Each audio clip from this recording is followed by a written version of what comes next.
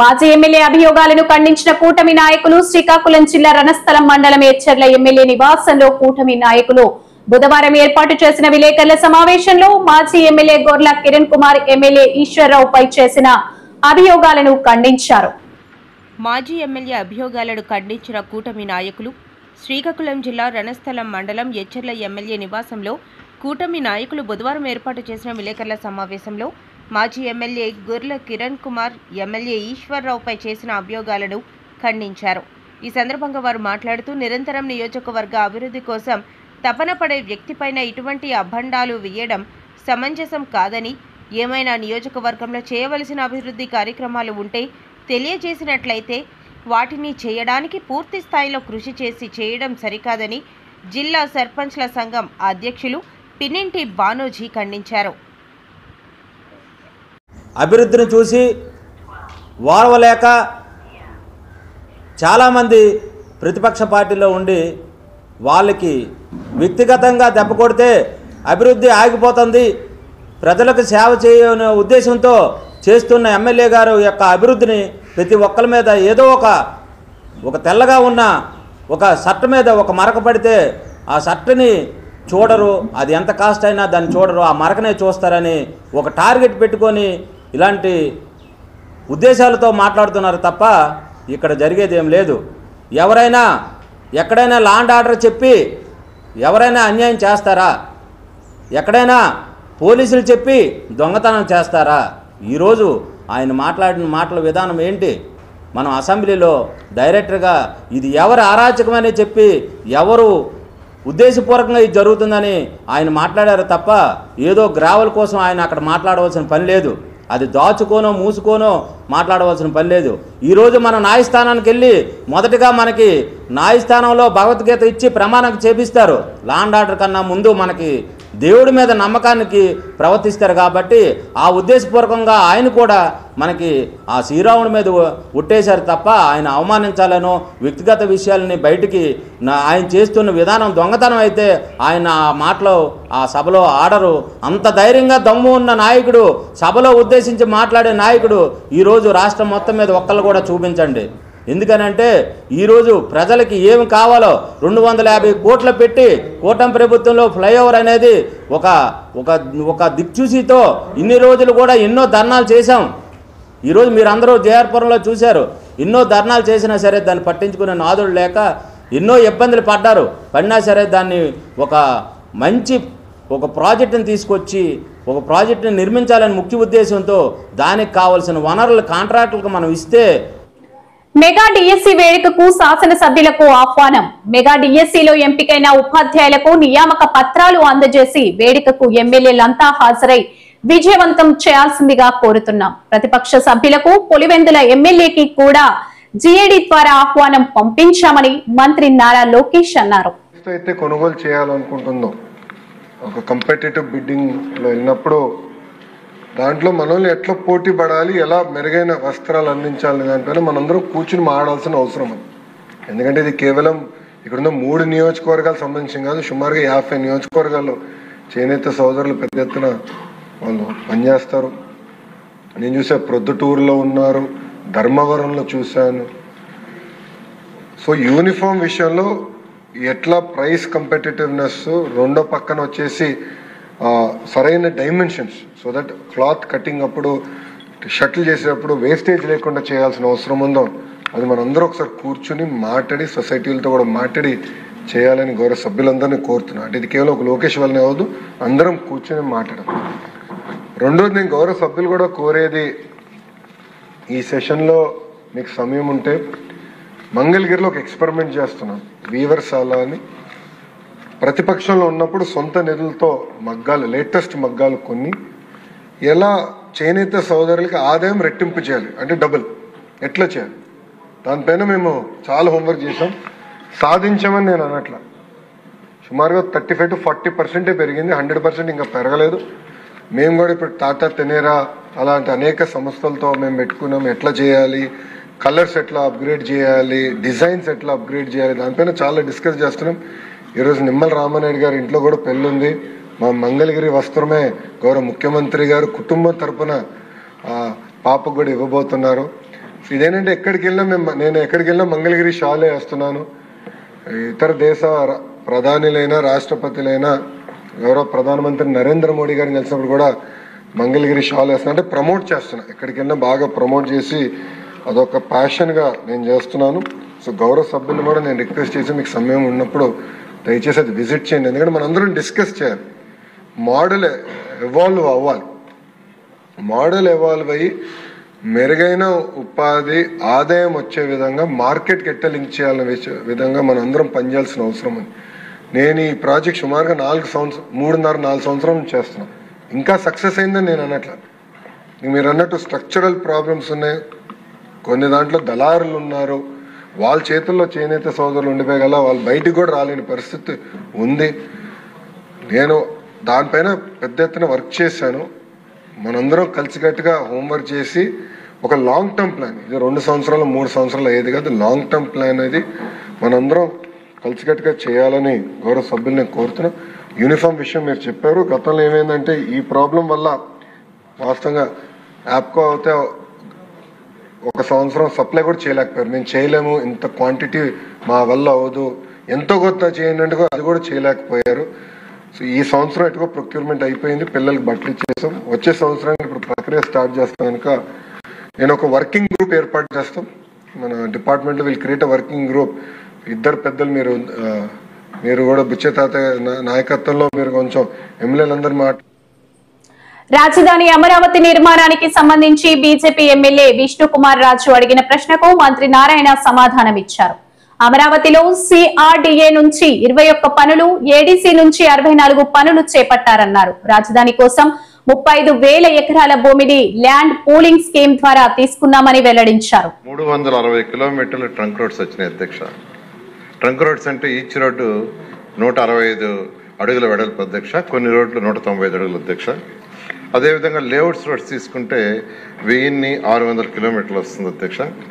ఇప్పుడు అమరావతి క్యాపిటల్ సిటీలో assembly, high court, governor bungalow, 5 administrative towers, అదేవిధంగా ఆఫీసెస్కి బిల్డింగ్స్, ఐఏఎస్ ఐపీఎస్ ఆఫీసర్ల బిల్డింగ్స్, మినిస్టర్స్ బంగ్లాలు, జడ్జెస్ బంగ్లాలు, ఎమ్మెల్యేలు ఎమ్మెల్సీల యొక్క అపార్ట్మెంట్లు, గ్రూప్ డి ఆఫీసర్స్ యొక్క అపార్ట్మెంట్స్, అదేవిధంగా టైప్ 1, టైప్ 2 అపార్ట్మెంట్స్ టేకప్ చేసాం అధ్యక్ష.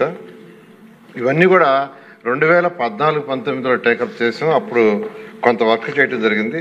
కానీ గత ప్రభుత్వం రాజధాని విషయంలో 3 ముక్కలాటాడి ఎక్కడా రాజధాని అనేది లేకుండా చేసి మొత్తం నిర్మాణం చేసింది.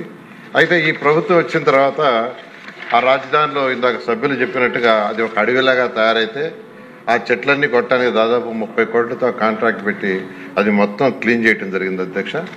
తర్వాత గతంలో అయితే 5 సంవత్సరాల క్రితం అంటే ఈ ప్రభుత్వం వచ్చే ముందు కాంట్రాక్ట్లు వర్క్ చేస్తున్నారో వాళ్ళ కాంట్రాక్ట్స్ క్లోజ్ చేయలేదు అధ్యక్ష.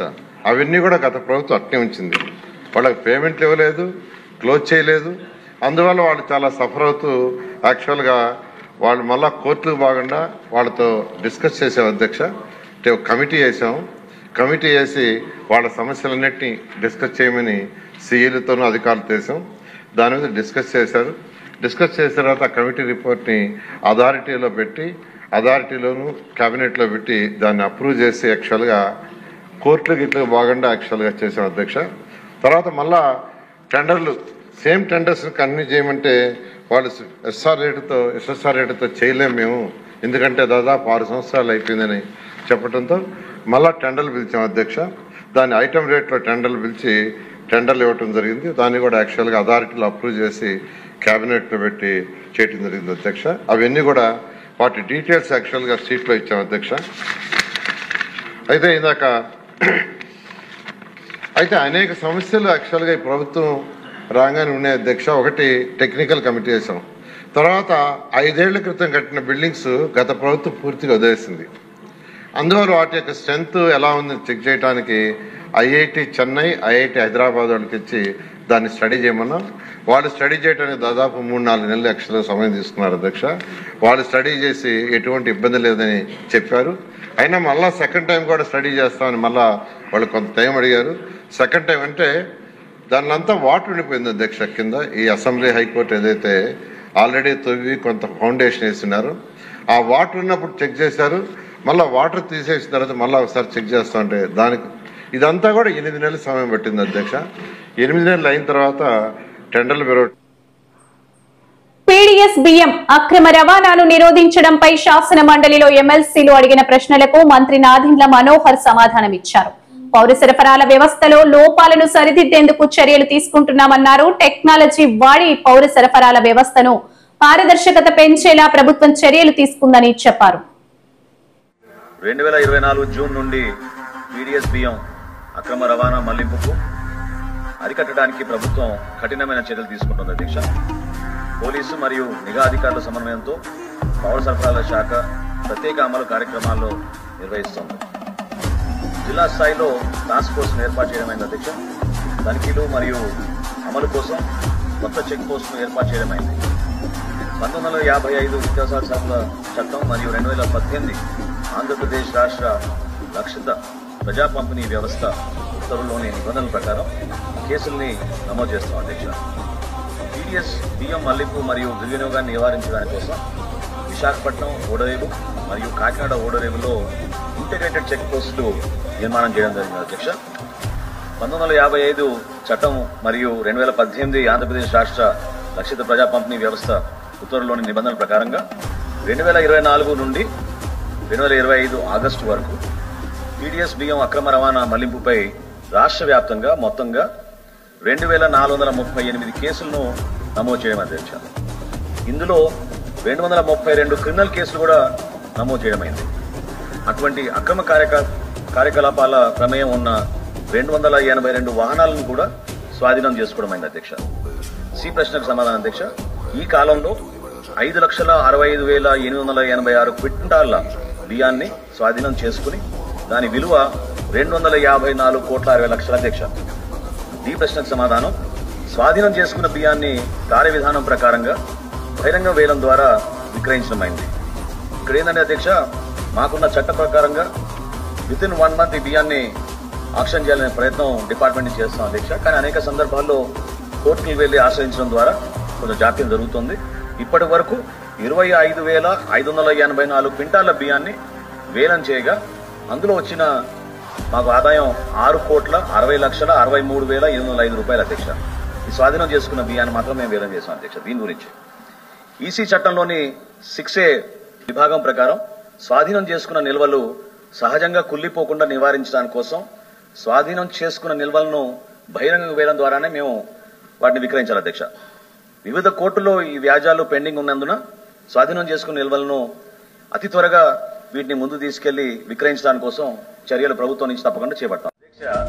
వాళ్ళ ప్రభుత్వం వచ్చిన మొట్టమొదటి సంవత్సరంలో ఆయన బియ్యమే దొరకలేదంట. మొట్టమొదటి సంవత్సరంలో వాళ్ళ చిత్తశుద్ధి ఎంతవరకు ఉందో మీకు తెలియాలి అధ్యక్ష. సౌత్ జైల్ రోడ్డులో షాపులు తొలగింపునకు వ్యాపారులు సమంజసంగా నిరసిస్తున్నారని జనసేన రాష్ట్ర కార్యదర్శి సత్యనారాయణ తెలిపారు. స్ట్రీట్ వండర్స్ యాక్ట్ 2014 ప్రకారం వారి హక్కులు ఉన్నప్పటికీ జీవీఎంసీ లైసెన్స్ పేరుతో మధ్యవర్తుల దందా అనేక మందిని వీధి పాలు చేసిందన్నారు. నమస్కారం అండి. ఈ మధ్య ఒక 3-4 రోజులుగా చిరు వ్యాపారస్తుల దుకాణాలను తొలగించడం జరుగుతుంది. అటు వ్యాపారస్తులు చాలా ఆందోళన చెందుతున్నారు, వాళ్ళ కుటుంబాలు వీధిని పడ్డారు. అయితే దీని గురించి నేను ఒక 2 వీడియోలు కాస్త వివరంగా ప్రజలకు గురుద్దాం అనుకున్నాను. ఎందుకంటే as a citizen of Vizag బాగుండాలి, అలాగే వైజాగ్లో ప్రజలు కూడా పేద ప్రజలు ముఖ్యంగా బాగుండాలి, ఇది ఉద్దేశం. విశాఖపట్నంలో పచ్చదనం గురించి గ్రీన్ స్పేసెస్, పార్క్స్ అవన్నీ కూడా ఆక్రమణకు గురయ్యి వాటిని తిరిగి ప్రజలకు అందించాలన్న ఉద్దేశంతో జీవీఎంసీ వారు ఆపరేషన్ లంగ్స్ అని చేపట్టారు.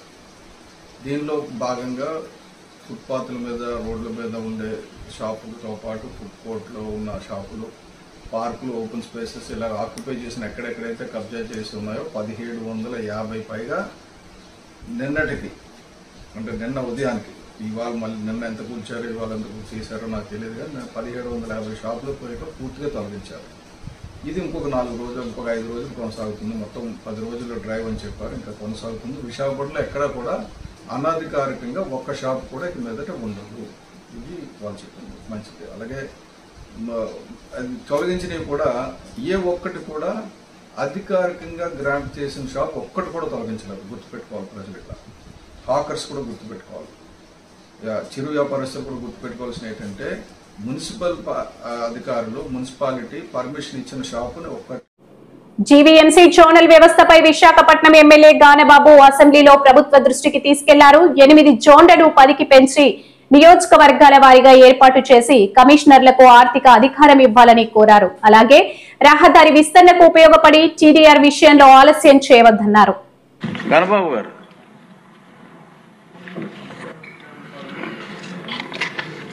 అధ్యక్ష, గౌరవ మంత్రివర్యులకి ముఖ్యంగా ప్రధానంగా జీవీఎంసీకి సంబంధించి ఇప్పుడే రామకృష్ణ గారు చెప్పినట్టుగా జోనల్ వ్యవస్థ మెయిన్ కీలకంగా వ్యవహరిస్తుంది అధ్యక్ష. టోటల్ సిటీ ఇప్పుడు 8 జోన్లుగా ఉంది. 10 జోన్లతో నియోజకవర్గాలకి బౌండరీస్ ఫిక్స్ చేస్తూ ఒక నిర్ణయం తీసుకొని గవర్నమెంట్కి పంపించడం జరిగింది అధ్యక్ష. దీనిలో ప్రధాన ఉద్దేశం ఒకవైపు మౌలిక సదుపాయాల కల్పనే కాదు అధ్యక్ష, ముఖ్యమంత్రి గారు గౌరవ ముఖ్యమంత్రి గారు ఏదైతే P4 మోడల్ ఒకటి తీసుకొచ్చి నియోజకవర్గాలకి ఒక కార్యాలయాలు వారికి సిబ్బందిని కేటాయిస్తూ చేస్తున్నటువంటి తరుణంలో జీవీఎంసీ లాంటి ఆర్గనైజేషన్లో కాన్స్టిట్యున్సీ వైడ్ కనుక జోనల్ వ్యవస్థ ఉంటే అడ్మినిస్ట్రేషన్ చాలా సులభతరం అవుతుందనే ఉద్దేశంతో ఆ ప్రతిపాదన చేయడం జరిగింది. అది త్వరితగతిన ఉత్తర్వులు జారీ చేస్తే ఆ కార్యకలాపాలు కూడా మొదలవుతాయనేది ఒకటి అధ్యక్ష. దీనిలో అటు జోనల్ కమిషనర్కి ఏవైతే అధికారాల గురించి ఇప్పుడు రామకృష్ణ గారు చెప్పారు, సెలక్షన్ గ్రేడ్కి పై స్థాయి అధికారులు జోనల్ కమిషనర్స్గా నియమించబడ్డారు అధ్యక్ష. ₹1 కూడా మంజూరు చేసేటువంటి అధికారం వారికి లేదు కనీసం. ఎందుకంటే ఒక చిన్న ఎక్కడైనా పాట్ హోల్స్ కలమన్నా లేకపోతే చిన్న రిపేర్స్ చేయాలన్నా లేదా ఇతరత్ర ఒక ₹1,00,000 ₹2,00,000 విలువైనటువంటి పనులు చేపట్టాలన్నా మంజూరుకి ఆ హోదా లేనిటువంటి పరిస్థితుల్లో అక్కడ జోనల్ కమిషనర్ వ్యవస్థ ఉంది. కేవలం ట్యాక్స్ కలెక్షన్కి సంబంధించి లేకపోతే శానిటేషన్కి ఏమెచ్చో చేసేటువంటి పనులకే పరిమితమయ్యేటువంటి అధికారాలతో జోనల్ కమిషనర్స్ ఉండటం వల్ల ఇంకాస్త క్వాలిటీ పెంచాలి అనుకున్నప్పుడు వారికి మంజూరు చేసేటువంటి అవకాశం, నిధులు మంజూరు చేసేటువంటి ఒక స్థాయి వరకు ఇచ్చేటువంటి అవకాశాన్ని పరిశీలించమని గౌరవ మంత్రివర్యుల్ని కోరుతున్న అధ్యక్ష. ఈ జోనర్ కార్యాలయాలకు కూడా త్వరితగతిన ఉత్తర్వులు ఇవ్వాలని, జాప్యం నివారించాలి అధ్యక్ష. ఇప్పుడు ఆ ప్రశ్నలో కూడా టీడీఆర్కి సంబంధించినటువంటి అంశం ఉంది అధ్యక్ష. టీడీఆర్ అనేటువంటిది నగరాలకి ఈ రహదారి విస్తరణలో కానీ భూసేకరణకు కానీ చాలా త్వరితగతిన అవడానికి వచ్చేటటువంటి వెసులుబాటు అధ్యక్ష. దౌర్భాగ్యం గత పాలకులు తణుకు విషయంలో. శ్రీకాకుళం జిల్లా కంచ్లి మండలంలో యూరియా కోసం చుట్టుపక్కల గ్రామాల రైతులు పడిగాపులు కాస్తున్నారు. ఈ మేరకు బుధవారం గ్రామంలో సరఫరా చేస్తున్న యూరియాను అందుకోవడానికి రైతులకు నిలబడి ఎదురు చూపులు చూస్తున్నారు.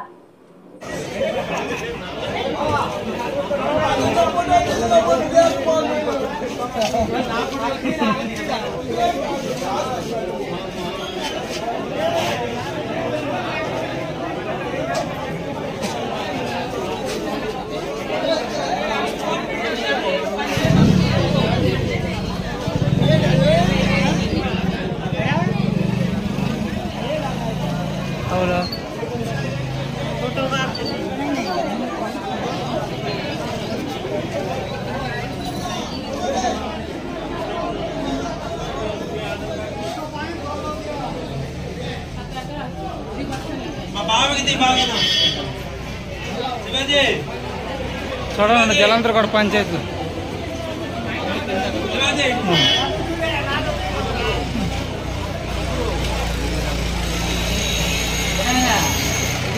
బాబాయ్